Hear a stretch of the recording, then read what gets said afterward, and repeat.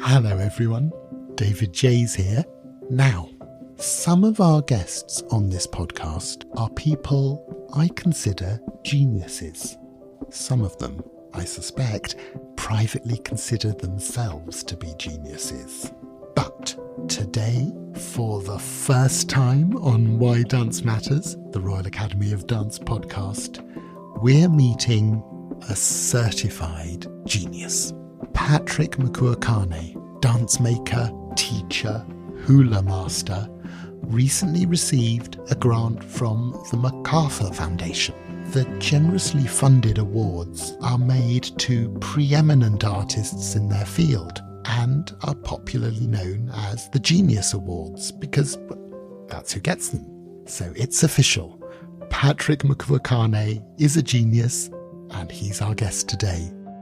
He's also funny, thoughtful, and a passionate advocate for a form of dance that too rarely gets its glory. Hula is, of course, intimately linked with Hawaii's history and culture. Patrick was born on the islands and came reluctantly to the art form that has since become his life. He's now based in San Francisco, where he founded his company called Nā Lei Hulu and where he has built a community of dancers and students to explore hula with him.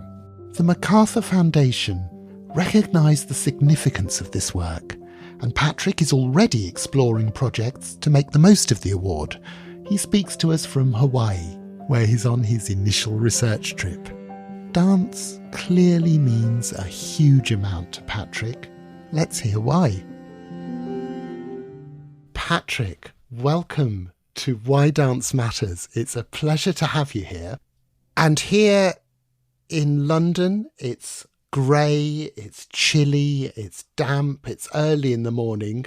Where you are, it's evening in Hawaii, the islands of dreams. Paint us a picture of what it's like if you step outside your door. I'm so glad you asked, because traditionally I have to welcome you, and especially now that I am here in Hawaii, I really should welcome you the traditional way, which paints a picture of where I am living. How fortunate for both of us. Are you ready? O kavena ula I te au malama o kamalama maila o kalamaku hu mai kama malu kle hu I te o wa o hu wali kanoi ka paahu ona ko o hea o hea o e ku vehi li le hua wa kau ke ha I kaluna ulu vehi o ka ala I vehi ia ina lei hulu I te vehi Wēkiu welo ake o I ku umaka nā ka hanua ala o talaunga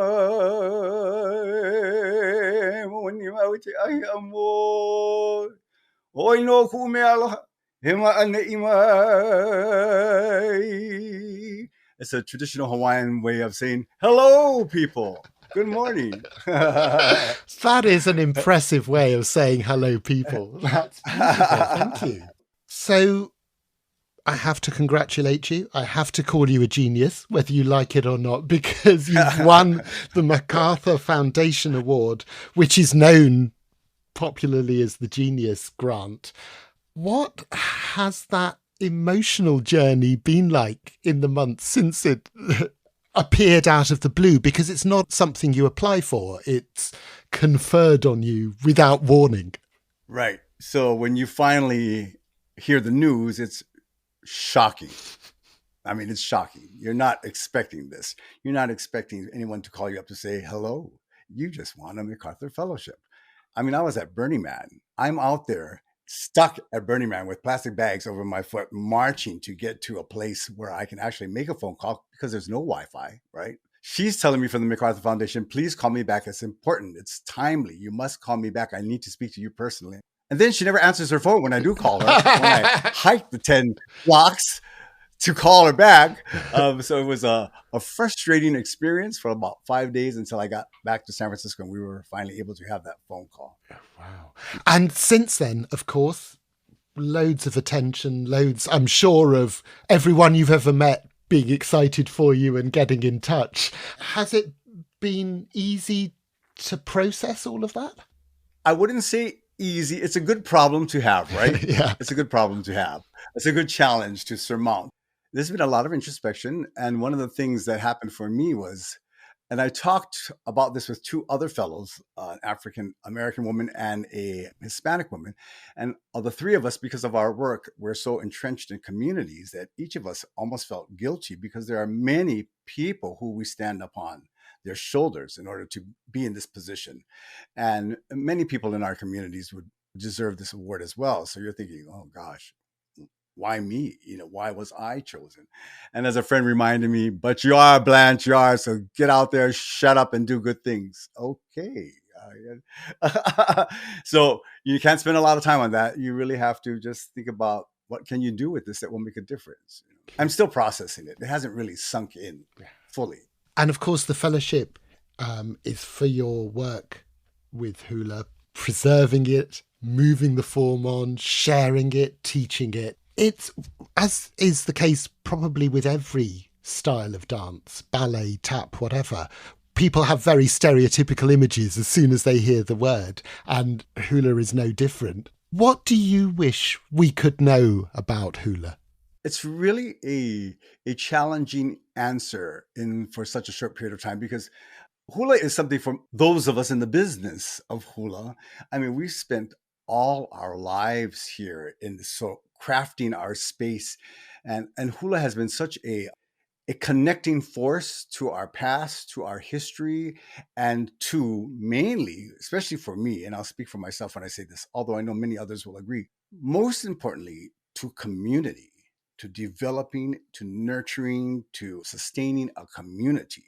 Because once you have that community all together, everyone who has the same goals and everyone recognizing that it's the needs of the community that are higher than the individual, and all of us out there for the same purpose, dancing and singing throughout, it's a really incredibly powerful way of moving through life. There's so much agency in what we do.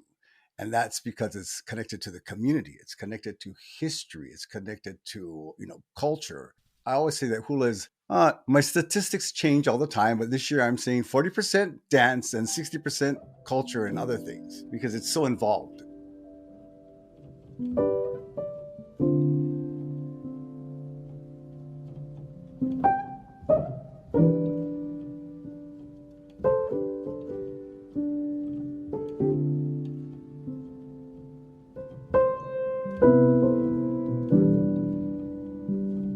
As you mentioned, you're back in Hawaii.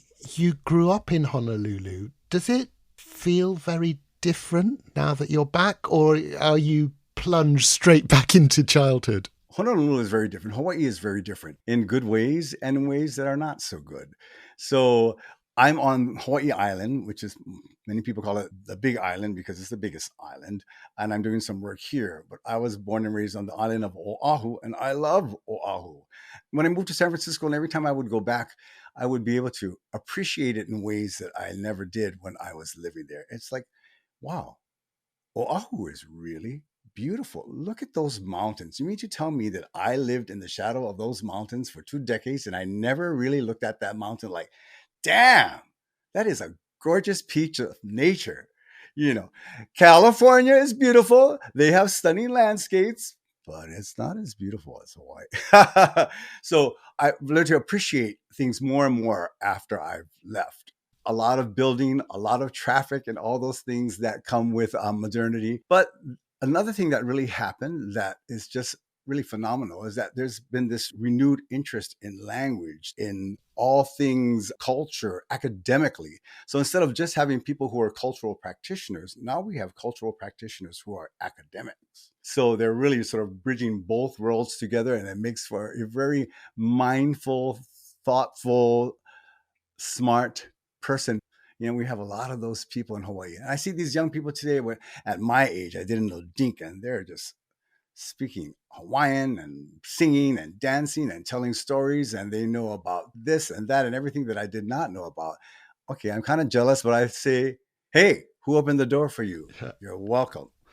So when you were growing up, was it less cool to be excited and exploring Hawaiian culture and language? Was that not really what what the kids were doing?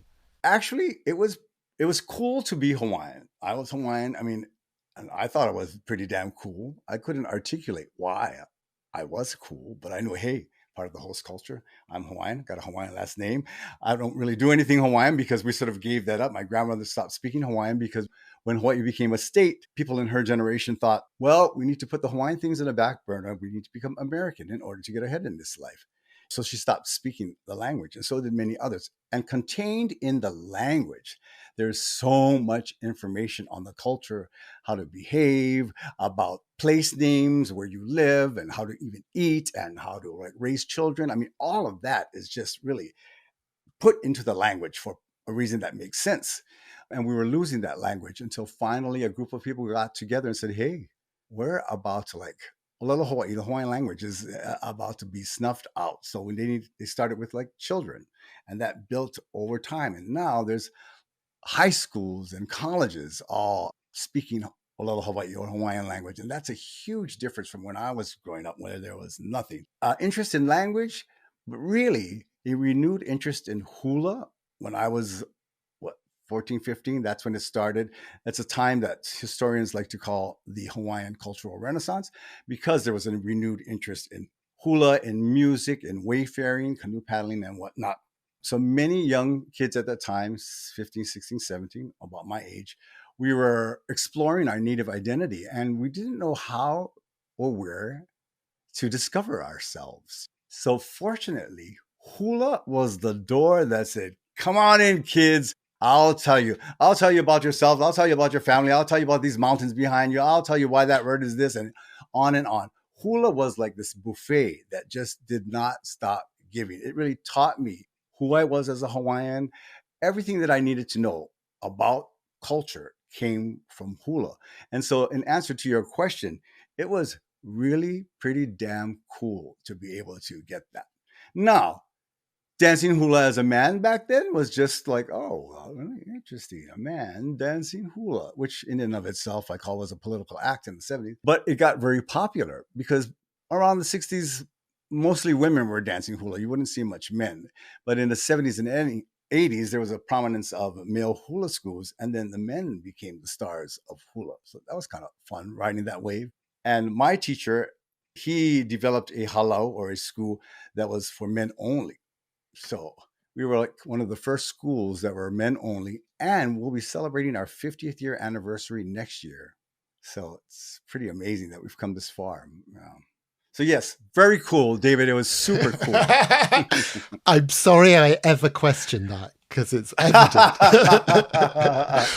I gather that your very first encounters with hula you weren't sure about. It's just something we've heard from ballet dancers, from dancers in other styles as well. Oh my God. Yeah. It was an immersive week of culture that happens when you're 10 years old, put on by Kamehameha Schools. And it's called Kamehameha Schools Exploration. And you get to live at the school for a week and you meet other Hawaiian children. It was like such an incredibly enriching, fulfilling week. And you learn Hawaiian sports and Hawaiian, how to play the ukulele and songs and whatnot. It's just like totally immersive. And of course, you have a hula class.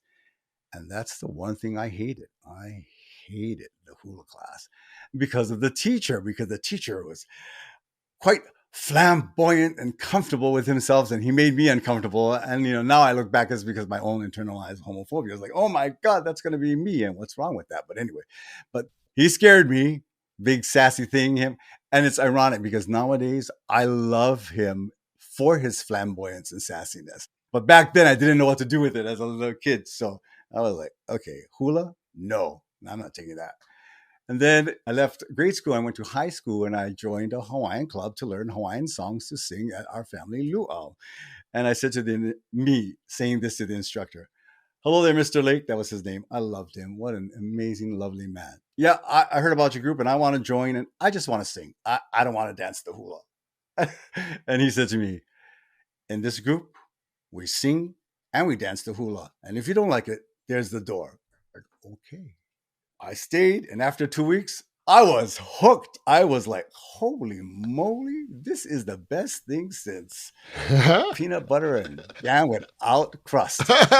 What was it that spoke to you? I think because it was so multidimensional. And also, all right, I'm not an athlete. I'm not a football player or a baseball player, but I didn't realize I had some kind of coordination as a dancer. And also, while you dance, you have to learn the chants which accompany the dance. And in the chants, there are stories, right?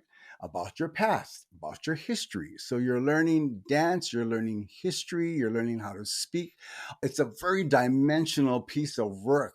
And I was this little kid who wasn't doing very dimensional things growing up. So this felt something like it was full, it was rich, and it was something that I could do. And so it just won me over on many levels. And I knew after like a year that I was going to end up teaching this.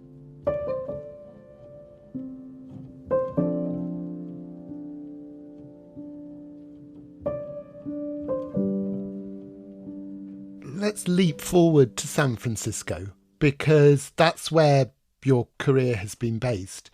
There was a lovely quote I read from a professor talking about your work, saying it was probably a good thing that you were based in California, because there, I think she said, he doesn't have the tradition police reining him in, which is a lovely idea. Is it easier to innovate the work, explore hula with a certain distance? Yes. The answer is yes, it is. And you know what's funny? I was doing my own thing. I was doing whatever I wanted to do. And it was a friend of mine, another hula teacher, who came to visit. And he said to me behind my back, "It must be really nice doing what you want to do here in San Francisco without anybody else looking at your work and critiquing your every move." And I thought, damn, you know what? You're right. It has been freaking splendid. And I didn't even really think about that. And I was awoken and thought, yeah, I've been doing whatever the hell I want and getting away with everything because nobody's telling me, what the hell are you doing? I look back and there are some things I want to say to myself, what the hell are you doing? But I think it's important to even make those mistakes, if you want to call them that. It's important to even try to take risks and to recognize through your own volition that, oh, maybe that wasn't the best thing for me to do, or maybe that will lead me to something smarter. So, and I'm living in San Francisco. Of course, this quote I've said in every newspaper is because it's good.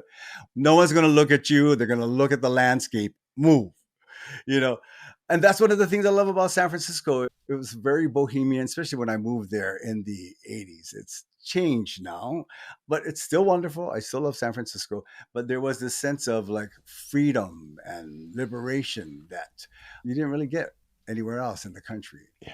And was there a hula dance community that you could tap into, or is that something that you've built up? Surprisingly so. I was gobsmacked because there was this underground community of like Hawaiians all over the place in Northern California, because many of them have moved from Hawaii to Southern and Northern California.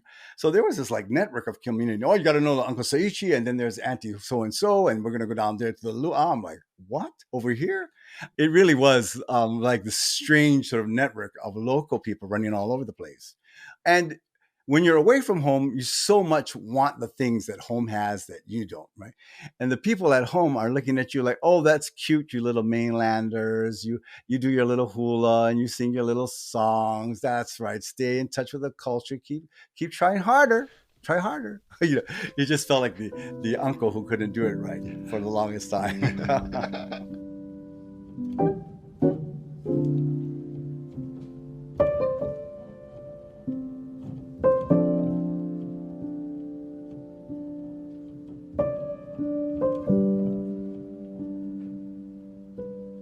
The fellowship, the MacArthur Fellowship, when that was awarded, praised both the work you've done as a preservationist and as an innovator. Are those two things ever in tension in your work? Oh, David, you master of questions. Yes. That is a very good question, because that's sort of my life, actually. Like, innovating and preservation, are they mutually exclusive or can they happen simultaneously? And the answer is, of course they can happen simultaneously, because I do preserve wonderful, beautiful dances and chants that were passed on to my teacher. And she says, don't change a damn thing, Patrick, when you teach it to your students. I will teach it like this, Auntie. Don't you worry. And I do. And I tell them to. This came from so-and-so, and this is how the motions were. We don't change. We do it exactly like it was taught. Then there's a whole nother collection of dances and music that I get to choose to create work that's, wasn't given to me, that I am manifesting and creating on my own. That does not have any rules beholden to it, so that it has to follow a certain prescription of movement. So they can both exist. And I think sometimes people run into trouble when they think that if you're going to be traditional, you can't do a hula to Roberta Flack's The First Time Ever I Saw Your Face. Excuse me, but you can. So yeah, and I think my life has been sort of like the wane of what's traditional, what's innovative. Do I need to tell the audiences, or will the audience figure out for themselves? Audiences are pretty smart. They know that Cyndi Lauper is in Hawaiian, so maybe that song is not. But yet they can see the hula to it, because what does hula do? It gives the poetry, the chant, the song more dimension, more resonance. So, but it's still telling the story of that particular song. So you can see the words are matched to the movements, and it gives makes your experience broader and deeper. You've done, of course, loads of different work with your company, Nā Lei Hulu, which I may or may not have mangled. All right. Apologies. Close enough, David. Close enough. I'll take it. One of the productions that I've been seeing clips of, and a really good title, apart from anything else, The Natives Are Restless, which is partly about the quite fraught relationship Hawaii has with the wider United States. I didn't really know this. I'm sure a lot of people don't know that it was an independent monarchy before it became part of the States. It wasn't. Who knows that? No, exactly. Right. I know. It wasn't. Hawaii was an independent sovereign nation. Thank you to Britain, England, and the United States for acknowledging us. So it allowed us to get into the family of nation, the first non-European nation to be admitted. We had consulates over 90 places throughout the world. We were an independent sovereign nation. Now, how do you go from that to being annexed by the United States? Well, it's a long story, rather complicated one. Not really, actually. And I told it in the show. I made an epic hula drama about it, because of course you want to go see a hula show that talks about colonization. No, we corrected that. It's occupation now. Thank you very much. So it's not your normal hula fanfare, but it's something that people should see. And frankly, Hawaii does not have a pretty history. So when you tell it, unfortunately, it's going to be hard. People don't want to hear it. But in a way, dance and music can sneak in quite challenging political thought and ideas, can't it? Because they're so delightful to you come for the enjoyment. Exactly. Right. You're exactly right. As one woman told me through an angry letter, I was expecting to see ukulele, pretty girls, and pretty flowers. And then I saw you running around the stage in the priest costume with a cross, brandishing it against it. Wow. Yeah, well, some hula shows are different from others. No, but yes, you're exactly right. Isn't art beautiful? Because it can perhaps bring you to its side by using a feather, perhaps sometimes, or a hammer. But through dance, through music, through expression of your body, you can perhaps educate people and change their minds. I have always thought that my main purpose as a hula teacher, as a performer, is not to educate. It's to entertain. Really, that's my number one priority. But in the process of entertaining, if people get educated, then that's a good thing. So sometimes we have rather difficult subjects that are part of our shows. Yes. And speaking of, there's a long tradition of gay men in dance, but that's not always an easy relationship, as very young Patrick could tell us. A couple of years ago, you did a piece, Mahu, with trans dancers. I'm wondering, how receptive is the hula community to exploring identity?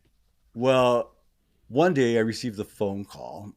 And the person said this: "Hello, my name is so-and-so, and I'm transgender, and I'm wondering if you accept transgender people into your halau. Can you please call me back? And I thought to myself, what kind of world are we living in when someone who's transgender has to call me to ask if transgender people are allowed in a hula school? Yeah, they're allowed. I mean, we wouldn't even have thought twice about it. They've been there since the beginning of time, teaching us, loving us, taking care of us. Of course they are. Mahu is the term. And, they have been a part of hula since the beginning. So they have always been around. Some of them are very famous kumu hula. Some of them are my dear friends. So that's why I decided to do this show and to call it Mahu, which is the Hawaiian. And now that's taking all kinds of different meanings. But Mahu was the term once used as derision.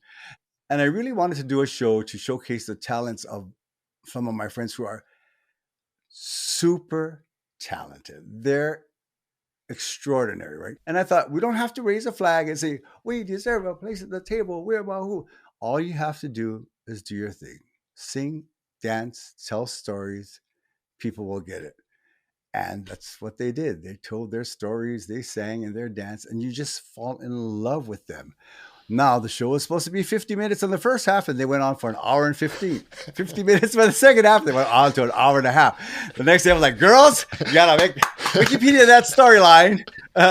But this is the first time in any performance venue, they had the opportunity to talk about them and who they are and their life in their work. Because normally, they're the background singers for the hula dancers. But I wanted them to be the front. I wanted them to be the headliners so that we gave them the stage so that they could tell their stories and sing their songs and win people over. And that's exactly what they did. People in San Francisco loved them. And then we went to Hawaii to do that show again, and it was over the top. It was just really phenomenal.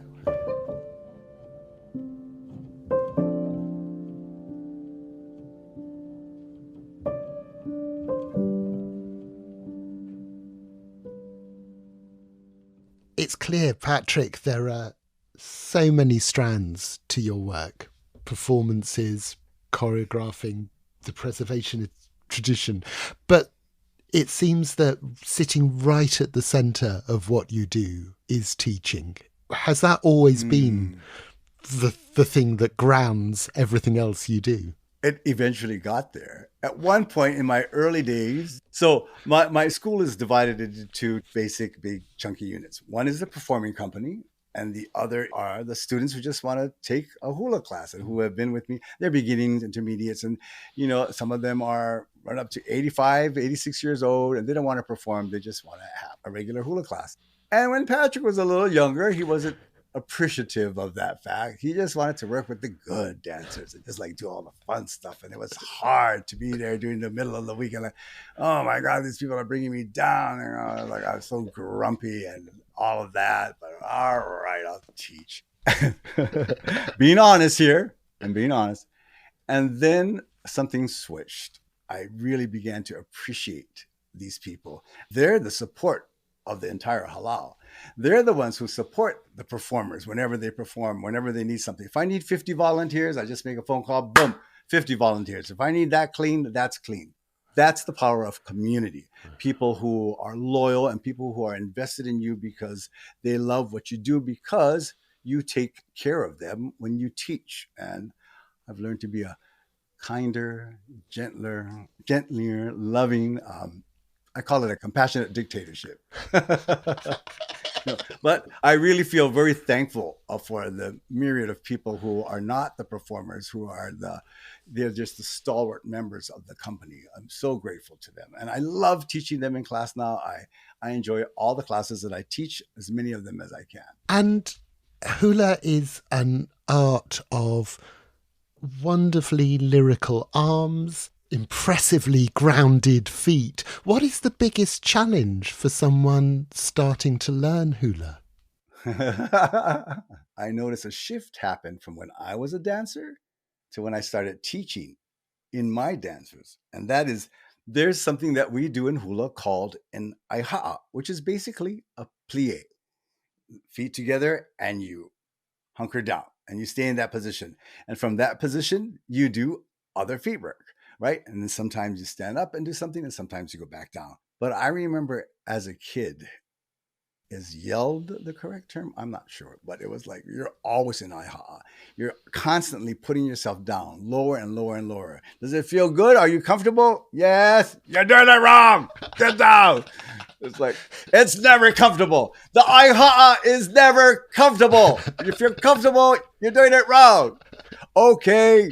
So, it was constantly pushing yourself down because the beauty lies between where your aiha'a is and the iluna up here and the space in between when you go up and down.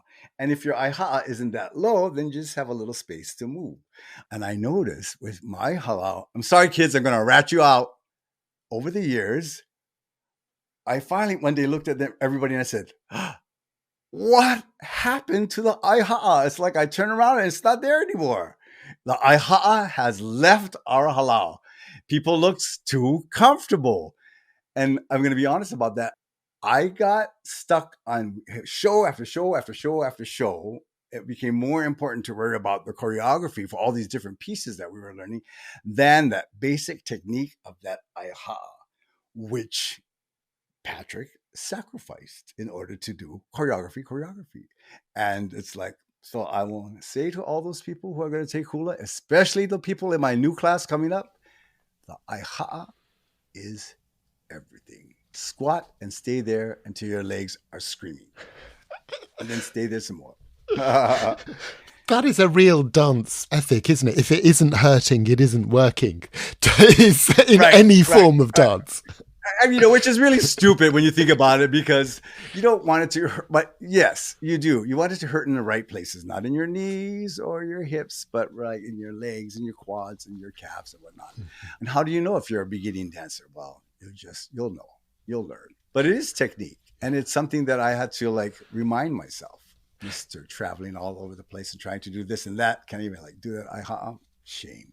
And apart from burning pain in their thighs, what is it that you're hoping to pass on to new and younger dancers? What is the core of hula for you?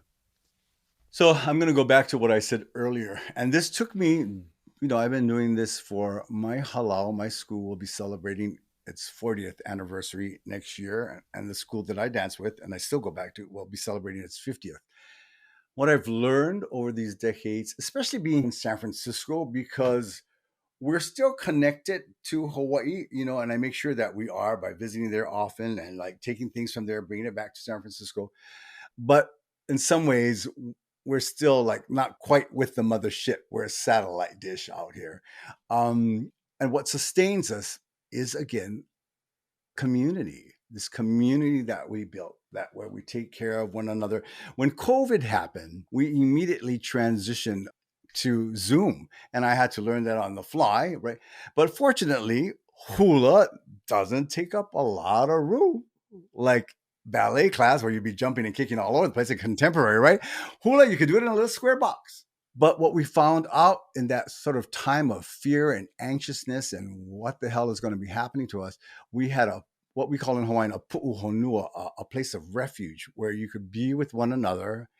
We could talk about how we felt, what was happening. We could share our experiences, our fears, and remind each other that we're there for one another and still dance.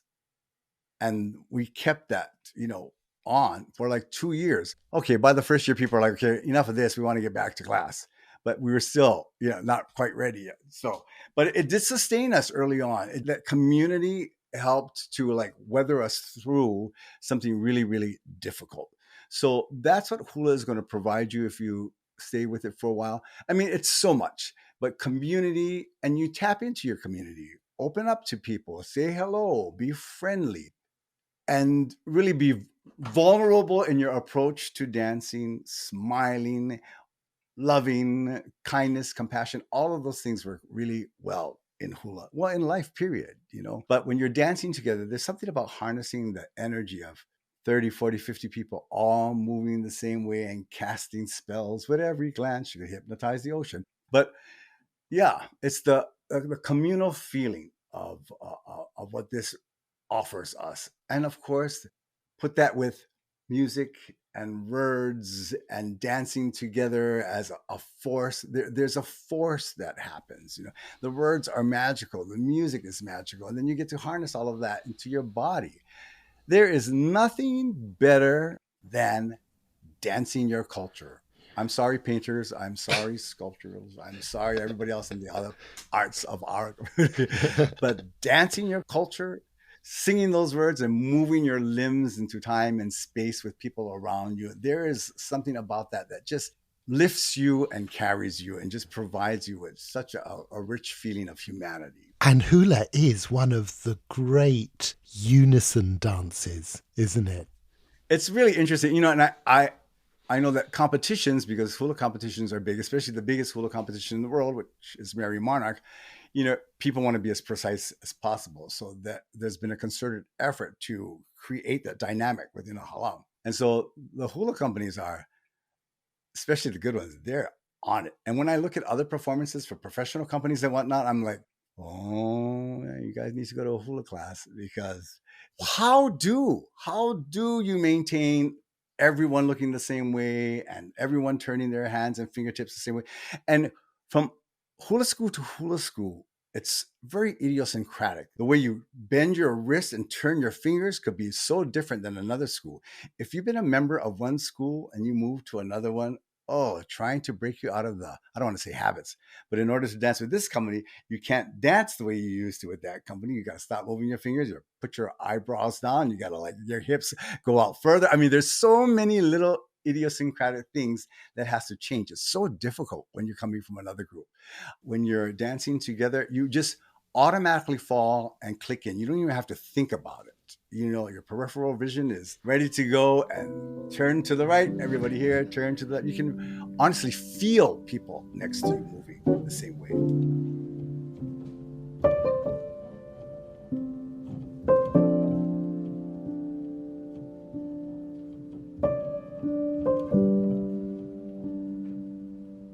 Patrick, I promise, coming to the end, I will let you go off into the night. The MacArthur Grant, as I understand it, doesn't come with any conditions. You can spend it on whatever projects you want and whatever you think is important. So when that $800,000 is finally spent, when you've burnt through it, what do you hope you'll have achieved? Well, maybe some hair. Maybe a new bathroom for daddy. Maybe a few things like that. That's kind of funny you mentioned that, because I'm here in Hawaii right now, wasting no time on spending that money. I gave myself a month and a half sabbatical. So I'm on Hawaii Island. I'm working with a dear friend 10 blocks away on Olelo, Hawaii Hawaiian language. He's awesome. I have another friend who's a historian, and another friend who's a budding kahuna. She's like out of this world. Fantastic. I have many friends on this island that I can sit and collaborate and just experience being here with them and drawing in that energy and just learning from them. And I gave myself that month and a half because I said, damn it, I want to fill myself up so that I can go back to San Francisco and fill those people up. And that's what I'm doing. And thank you, MacArthur. I didn't waste any time. Even before that first check came, I was already here doing the work. Perfect. So finally, Patrick, here is the last question. Why does dance matter to you? Why does dance matter? And again, I'm going to preface this by saying for those of us, well, the hell with anybody else, I'm just going to answer it myself. Why does dance matter? You might as well ask me, why does culture matter? Why does community matter? Why does history matter? Why does language preservation matter? Why does connection to our natural surroundings and living in a sustainable environment matter? Why do all those things matter? Because all of that gives us life. It gives us purpose. It makes us connected. It gives us humanity. And hula is the glue for me and many other people, even the people who are the satellites around our life, like my husband. We're all connected through it. We all have such richness and some tough, hard moments that we need, challenges we need to surmount. That comes with the package as well. It's not just all good stuff. But as a whole, it really, honestly, it will teach you how to become a better human being. Can't you tell? I can tell. You don't get to be a genius, let alone a compassionate dictator, without some extraordinary journey. So that's a beautiful place to land. Patrick, thank you so much. Who knew genius could be so invigorating? Patrick was speaking to us from deep into a Hawaiian evening, but he's clearly a night owl, so he was fizzing away. It was a great ride of a conversation. If you, sweet genius listener, enjoyed hearing Patrick, do let us know on the RAD's socials, or by reviewing or liking us, or subscribing to Why Dance Matters. Details of the RAD's social media and of Patrick's work are in our show notes. Our guest today was Patrick Makuakāne. Why Dance Matters is made by the RAD team of Niamh Carey-Furness, Keisha Dodd and Katie Hagan, and our artwork is by Bex Glendinning. And our producer, Sarah Miles, she's our own resident genius. I'm David Jays. Take care and see you soon.